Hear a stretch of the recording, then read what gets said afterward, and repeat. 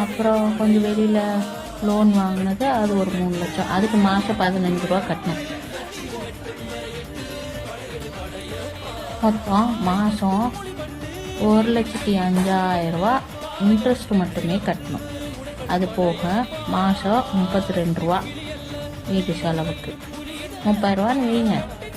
அப்போது மாதம் 1,37,000 ரூபா இல்லைன்னா 35,000 ரூபா, 1,50,000 லட்சம் இருந்துச்சுன்னா தான் ஸ்மூத்தாக போகும். இது செலவுங்களுக்கு மட்டும்.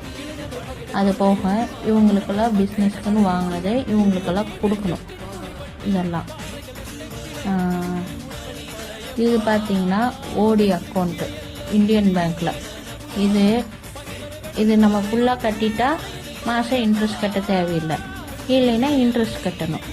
கிரெடிட் கார்டும் அதே மாதிரி தான், ஒரு தலைவலி தான்.